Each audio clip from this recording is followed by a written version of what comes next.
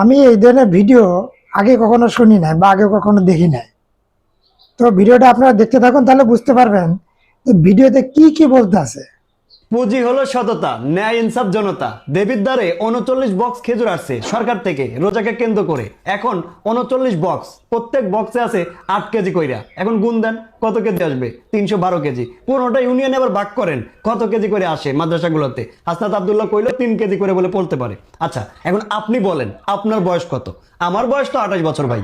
এই 28 বছরের জীবনে জ্ঞান বুদ্ধি তো অনেক আগের থেকে হয়েছে। এখন পর্যন্ত আমি জানি না রোজার মাসে সরকার থেকে খেজুর বরাদ্দ করা হয় আমরা এই মুসলমানদের জন্য। হাসনাত আব্দুল্লাহর কল্যাণে জানতে পারলাম। খেলা তো মাত্র শুরু, মাত্র খেলা শুরু করছে হাসনাত আব্দুল্লাহ। সামনে কুরবানি ঈদকে কেন্দ্র করে গরুর মাংস, দুম্বার মাংস এগুলোও আসবে হাসনাত আব্দুল্লাহর কাছে, সেগুলোও সে বিলিয়ে দিবে। এবং সে স্পষ্ট ভাষায় বলছে এই যে বরাদ্দগুলো আসতেছে আমি চাই সরাসরি আপনাদের হাতে পৌঁছাইতে। মাঝখানে যে মেম্বার চেয়ারম্যান এসে বা মাধ্যম হবে ওই সুযোগটা আর নাই ভাই। খেলা তো মাত্র শুরু।